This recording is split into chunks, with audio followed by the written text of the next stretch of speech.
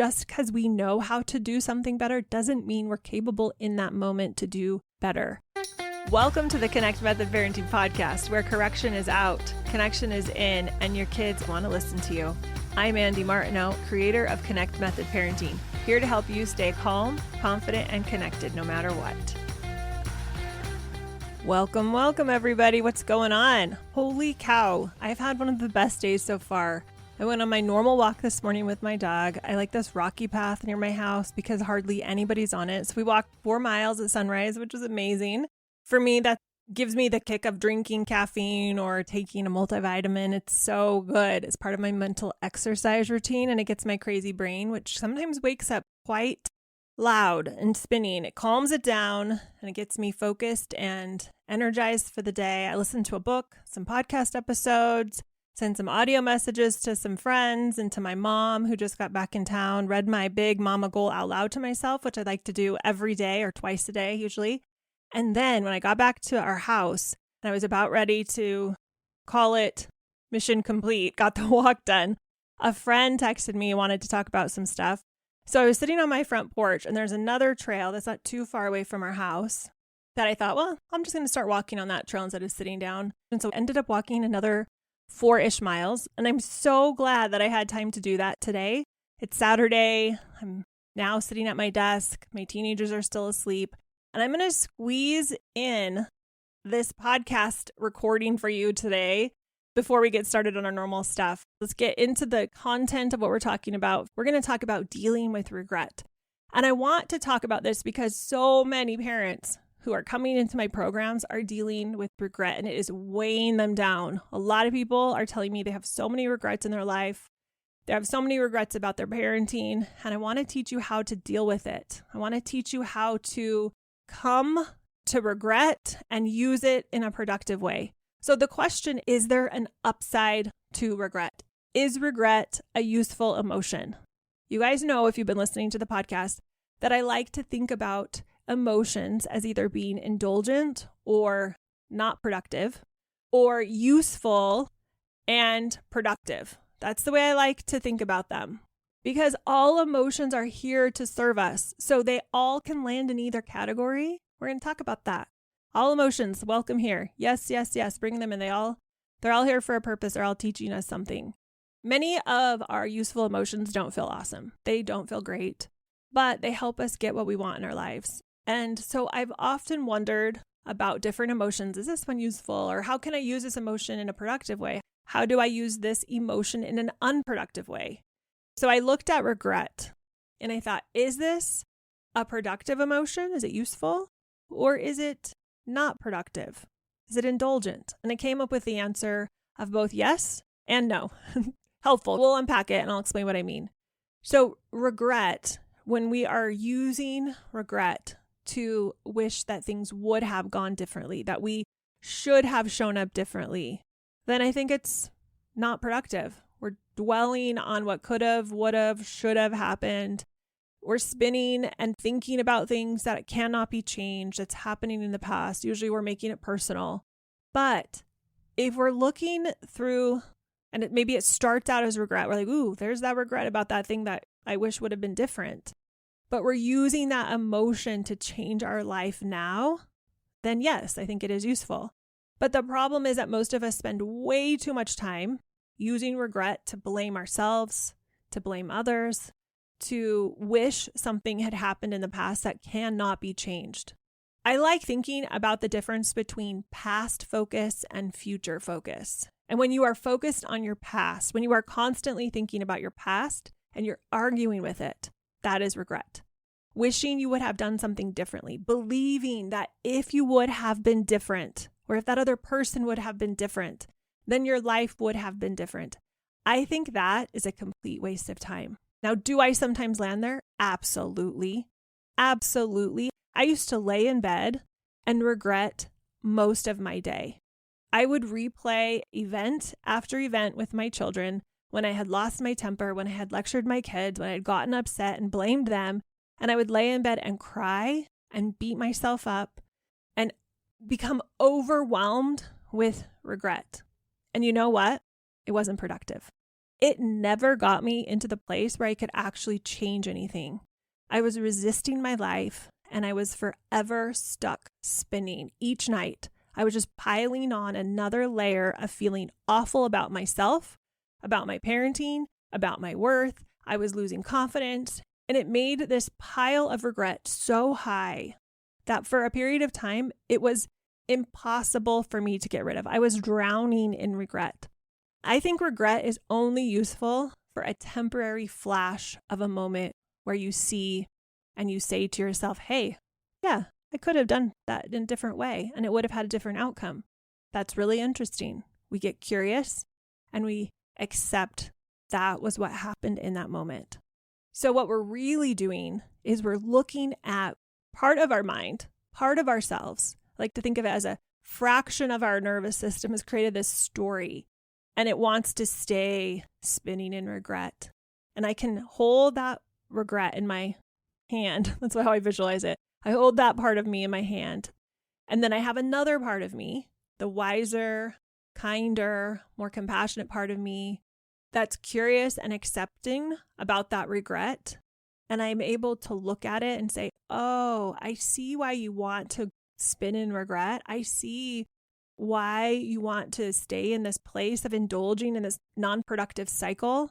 And it's okay. And because I have curiosity and acceptance driving this part of me, I'm also able to see the truth of where I could improve and how I could do better next time in the future focused, without staying stuck in the past. So it's productive when I can take something and I can become better because of it. And I love this quote by Nelson Mandela. I'm going to misquote it because I didn't have it prepared to share with you all today. But he says something to the effect of, I never fail, I only learn and grow, something like that. That's the essence of it. And that's what I'm talking about is, can we look at the regret and say, yeah, part of me feels terrible and shameful and regretful about that. And part of me sees the fact that I was doing my best, even though it might be far below my potential, I was doing my best. I want to learn and grow from that and allow that experience to catapult me into a new place. That is not what I was doing in the bed. I was beating myself up and drowning in my wallowing, which was the best I could do back then too. So I have no regrets about that. Just noticing it and saying, wow, that wasn't productive. It wasn't moving me forward. So there's this quote that I found that says, a man is not old until regret takes the place of dreams. What? Oh my gosh, it's so true and so sad. And I don't ever want to do that. I mean, I've done that. I have done that 100%. And I don't want to have my regrets take the place of my dreams. And if you are in a place where it feels like you are where I was, laying in bed crying and beating yourself up and regretting all of the things that you didn't do that you wish had gone differently, that's okay. That is fine. The fact that we're having this conversation is inviting you to see and have yourself where you are and have so much compassion for yourself so that you can use the information from the events that aren't going the way you want to make your life better in the future. So if you look back and you regret something and you can get curious and you can accept that you were doing your best and you're looking at what you're feeling regret about and you're allowing it to make your future better, if you're doing that, then you're going to be able to use the regret to help you because that's not the only emotion you're feeling. Got it? You're seeing the regret, you're feeling acceptance and curious and compassionate about it. If you're going to look back and regret something that happened with your parenting or anything in your life and pine over it and wish it were different, you are not going to be serving yourself. Your brain might tell you, hey, we got to beat ourselves up over this. I surely believed that 400% sure. I really did believe that I needed to be mean to myself to move forward, and it never, ever worked. And it was scary to let go of that, but it's one of the best things I did for myself. One of the most powerful thoughts I use in my life, and I use this all of the time, is that what happened, and it was okay. Now, some people might hear me say what was meant to happen did and think I'm believing that things are predestined. I don't actually believe that. What I believe is once something's happened, then I'm going to benefit far greater from the experience. Even if that thing that happened is not what I was hoping would happen, I'm going to benefit far greater from that experience if I can accept it. Like I was doing my best. They were doing their best. This thing happened because life just doesn't always work out the way we want it to. Can I accept it? Can I allow my nervous system to not get triggered by it? Can I keep my prefrontal cortex on so I can evaluate and learn from it? That is so productive. It's not settling.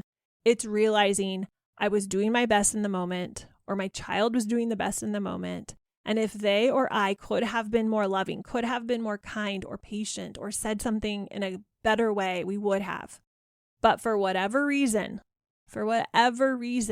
maybe I was just in a bad mood. I was irritated, sick, worn down, stressed about my mother coming in town. My child was stressed about homework, was reeling about a comment a friend made, was hungry because I didn't get to eat lunch or something. Whatever the case may be, there was something in the nervous system of the people involved in that event that kept them from tapping into the most kind, loving versions of themselves.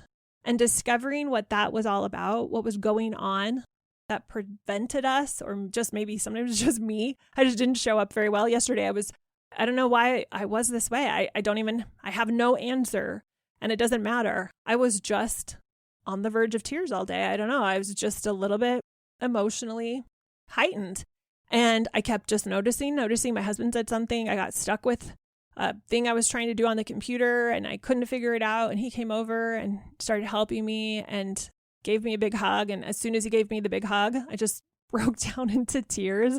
There was safety in him being there for me. And I have no reason why I was so limited yesterday. I don't know why I was so activated and on the brink of tears, and it doesn't even matter. We're all going to do that. We're ebbing and flowing. We're upping and downing. I don't know that's not the proper word, but you get what I'm saying.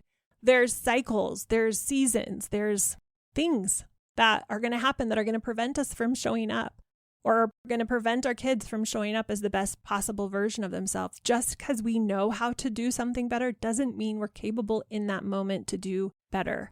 But every single time I've worked with a parent, or I've asked myself this, if you could go back in time, and a time that obviously didn't go so well, if you could go back in time, let's say they yelled, and do that scene over again, would you still act that way? Or if with this perspective and this clarity and with your nervous system calm, would you have done something different? Would you have been more loving? Would you have chosen to love and be patient and compassionate in that moment if that was possible for you? Because hindsight's 2020. We can see that, oh yeah, if I had been more kind, more patient, more compassionate, things would have turned out differently, and I would prefer that. And never have I had that conversation with myself or one of the parents I'm working with where they're like, nah, I would have just been as grouchy and rude and mean and activated as I was then. Because they can see that even if they are clear that their child, it was something that the child was doing that was really off track, that was really maybe inappropriate, and they've even felt really good about how they showed up, but then snapped.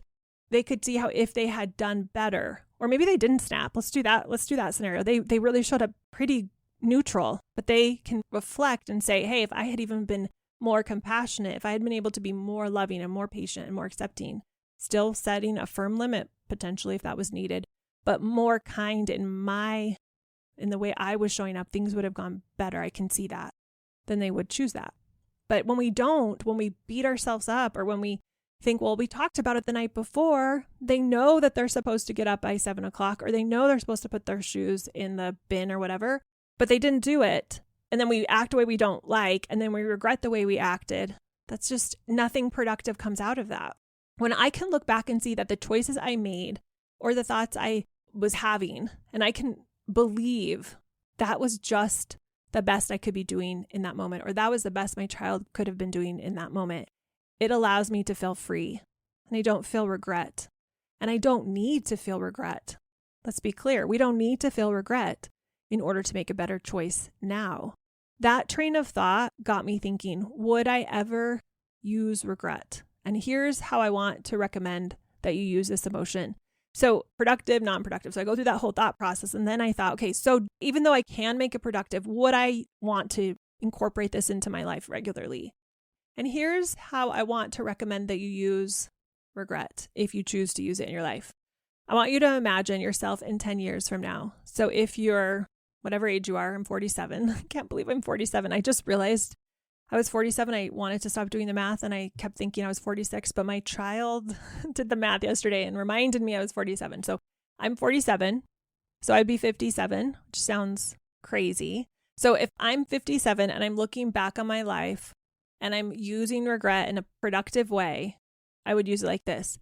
I would want to think about things that I would regret if I didn't do them right now. So I think I would regret spending more time working than with my kids. I think I would regret not taking care of my body, not exercising, not going on my daily walks, not eating in a way that I feel is healthy for me. I think I would regret not putting a lot of time into the relationship I have with my husband, or not investing our money in a way that we feel good about. I think I would regret not working on getting connected parenting out into the world so that it can touch more parents' lives. And I think I would regret not spending time with my most precious dear friends, not keeping those relationships strong. So I think that could be a useful exercise. Go into the future and prevent regret. Think about what you can do right now so that you don't regret it later. Now, I'm trying to learn how not to regret anything anymore because I'm seeing it clearer and clearer that it's not a very useful emotion in so many ways. Now, we've talked about how we can use it in a productive way, but for me, the slippery slope is so just present that I can slip down, beating myself up so easily that I'm trying to even use it less and less. But if we're going to use it, then use it in a way that serves you, that doesn't bring you down. The other day, I was driving our car to our house and I ran over some rocks that were in the road. I don't know how I got to be the lucky one, but they were big old rocks. And I instantly noticed that my tire lost all of its air. I had to pull over, get a tow truck. We took it to the tire place. I thought I had messed up the tire, but it actually dented the wheel, the rim. So they had to replace the rim. And I was just frustrated, regretting that I had made this decision. If I had been paying more attention, maybe I could have avoided the rocks. And I was going in this little spin when my husband said, time out, time out. You're doing it again, Andy. Because I was just yada, yada, yada, and all of these things. And I could see what I was doing. My brain, talk about slippery slope. This is an example I wanted to show you. Like, my brain likes to go down the slippery slope of regret, beat the crap out of yourself mode. She's really good at it. I've had 30 plus years working on making that groove in my brain, that neural pathway, super slick and strong, and only about 17 years being aware that it was even there and doing something to counter it. In this situation, I noticed this was not serving me. I went and swung in the hammock for at least 10 minutes in the discomfort of seeing and feeling the emotion of regret, accepting it, getting curious about it, letting it work its way through so that I could metabolize it and use it to move me into a better place. So even though we're doing this work all of the time, and I know you all who are listening to this, you're wanting to show up as a better parent, be aware of those weaknesses, of those neural pathways. And for me, regret, that's why I'm talking about it today, is a big one. My brain really thinks that drowning in a sea of regret is a good thing. And I'm having to notice all of the time when my brain wants to do it again. And I have to present myself to the part of me that wants to go into the regret and say, I got you, I see you. And I go into accepting, affirming, allowing, get curious, get compassionate, and sit with it, which is uncomfortable, so that I can move through it.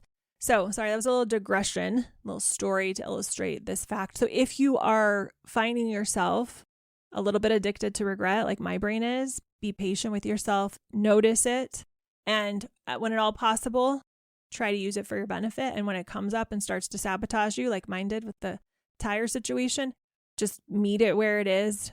It's not a problem. It's there. Makes complete sense. It's there.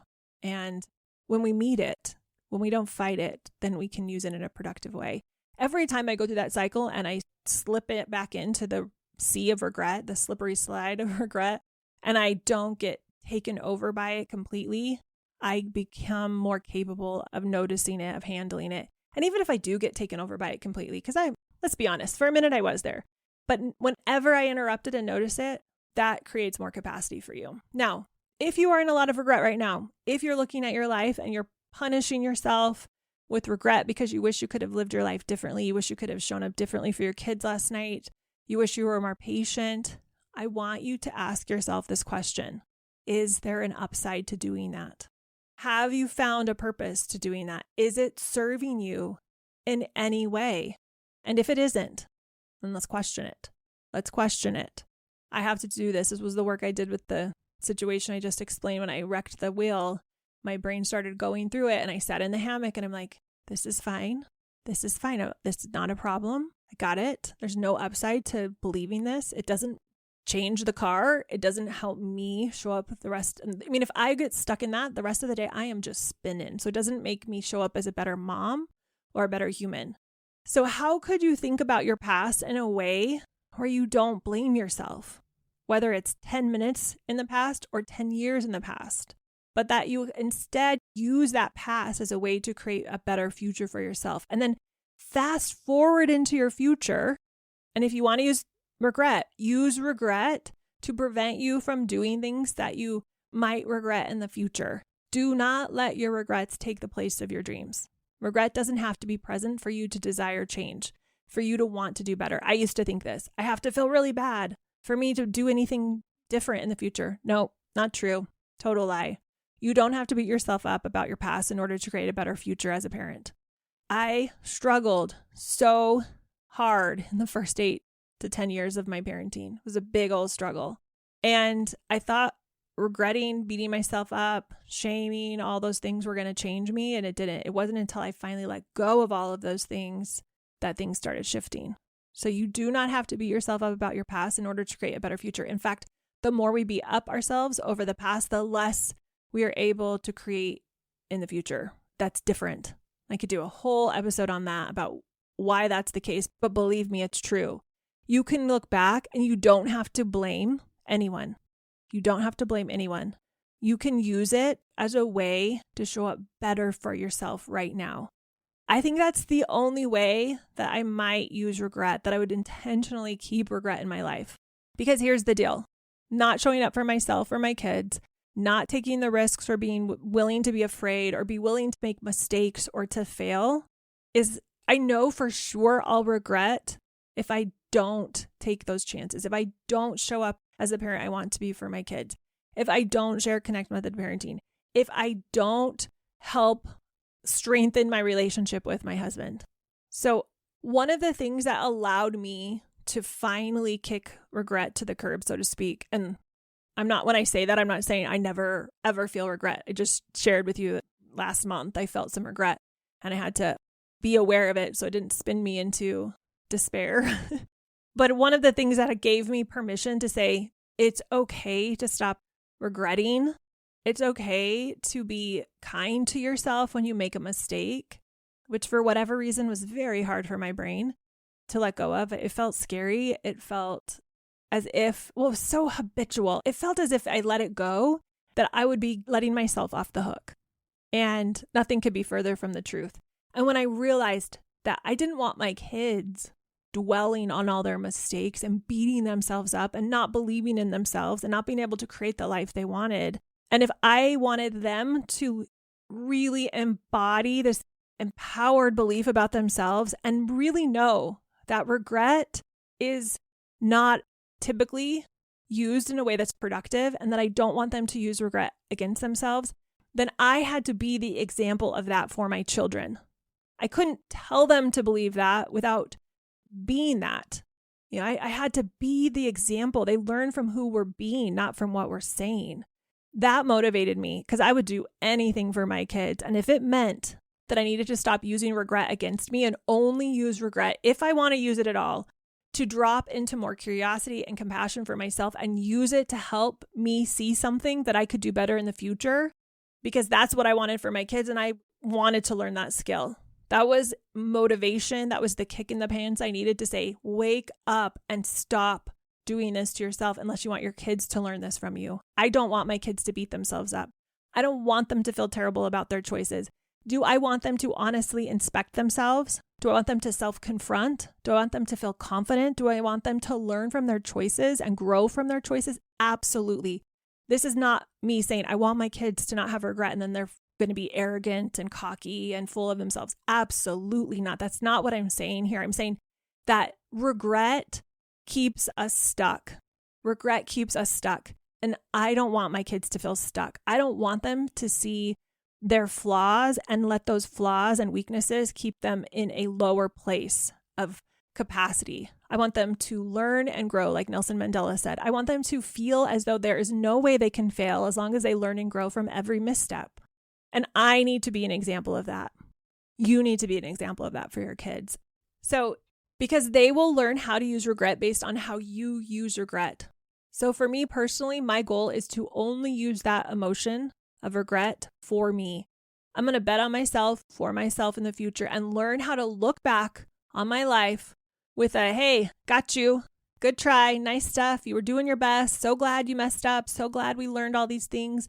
And not indulge in regret, but instead become motivated by what is possible, what I can learn from that.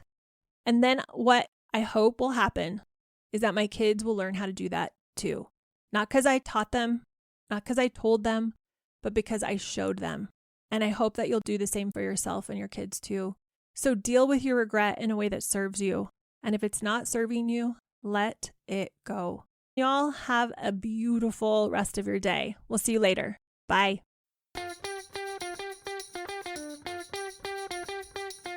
Thanks so much for listening, y'all. If you are ready to learn more about Connect Method Parenting, if you've been listening to the podcast and you think, ooh, I'd love to be able to implement this in my life and with my parenting more, then check out Pivot. It's my 8-week program where we deep dive into learning and implementing Connect Method Parenting so that you can take this information and transform your parenting journey. Head over to connectmethodparenting.com to find out when the next group starts.